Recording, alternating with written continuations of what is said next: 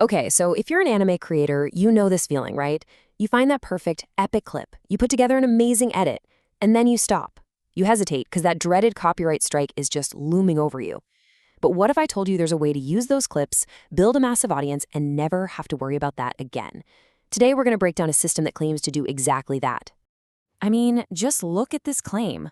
Over 80,000 subscribers, millions of views, a channel built entirely on anime clips, and zero copyright strikes. That sounds impossible, right? For most of us anyway. So how on earth is this actually possible? And that really is the million-dollar question we're digging into. We have all seen it happen. A brilliant edit just vanishes overnight. Or worse, your whole channel gets nuked. So how does one creator seem to have the cheat code for a system that trips up pretty much everyone else? Well, the answer starts by kind of blowing up a common myth. See, the problem isn't really about using the anime clips themselves. The real issue and the secret to dodging those strikes is all about how you use them. And that is where almost everyone gets it wrong. This is the painful reality for so many people. You pour hours, maybe days, into a cinematic, beautiful edit, you hit upload feeling great, and then bam, a copyright claim. Your audio gets blocked worldwide, the video just disappears. It's honestly soul-crushing, and it's exactly why so many creators are terrified to even try. So, to beat this system, you've got to understand this system, right? We need to take off our artist hat for a second and put on our algorithm hat. This is all about getting inside the head of YouTube's automated watchdog, the Content ID system. Okay, this right here, this is the most important mindset shift. When we look at our video, we see art. It's creative, emotional, it tells a story. But the algorithm, it sees none of that. To YouTube's Content ID, your video is just a string of data, a bunch of visual frames and audio waves that it needs to scan. It's not looking for art, it's just looking for a pattern. That's it. So how does it find that pattern?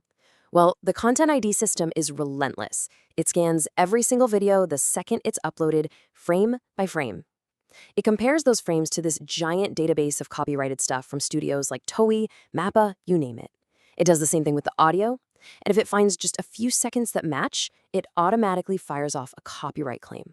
It's a bot, and it never sleeps, and it is scary good at its job. Okay, so if this algorithm is so powerful, how in the world do you get around it? Well, here's the thing. You don't fight the system. You use its own rules to your advantage. And the biggest rule on our side is a legal idea called fair use. This, my friends, is the key to everything. So what is fair use, really? Put simply, it's a law that says you can use copyrighted material without asking, as long as you are turning it into something new. Basically, if you're not just re-uploading something, but you're actually using it to teach, to critique, to comment, to make a point, you're supposed to be protected under this rule. Now hold on, fair use isn't some magic get-out-of-jail-free card. There's a 4-point test. First up, your purpose. It has to be transformative. You're adding commentary, you're analyzing it. Second, the amount. You have to use a small, reasonable portion. This creator suggests keeping your clips under 5 seconds. Third, the effect. Your video can't hurt the original anime's ability to make money. And this last one, this is the big one, the absolute game changer, transformation. Your final video has to feel like a completely new thing. All right, so fair use is the what. Now we need the how. How do you actually apply this to fool a super smart robot? This is where we get into the practical, nitty-gritty editing strategy. It's called the frame break technique. Okay, you ready? This is the secret sauce right here. To beat a pattern-matching algorithm, you have to break its pattern. So inside your clip, every few seconds, you make a tiny change. A little zoom in, a slight rotation, a quick flash of light. You flip the clip so it's a mirror image. You and I might barely even notice these little changes, but to that Content ID bot, it's like you're speaking a totally different language. See, every single one of those little tweaks shatters the pattern. It completely messes with the frame-by-frame comparison. The algorithm looks at your frame, looks at its database, and goes, nope, not a match. And just like that, no automatic claim. It's that simple. Okay, so let's tie this all together. We have the legal theory of fair use, and we have the practical editing tricks of the frame break technique.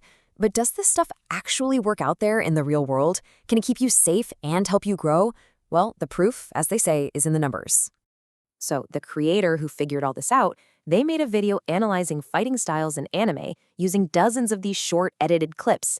And that one video, using all these techniques, has over 1 million views. So people are clearly still loving the content. The edits aren't hurting the experience. But here it is. This is the number that matters most. On that video with over 1 million views, there are 0 copyright claims, 0 strikes, nothing. This is the ultimate proof that this isn't just some theory. It works. It protects your content and lets it find its audience. And really, it all comes down to this single idea. It's a total shift in how you think about creating. I don't copy the clips. I transform them. The goal isn't to sneakily get away with using someone else's work. The goal is to be a true creator, to take a piece of raw material and transform it into something that is uniquely yours.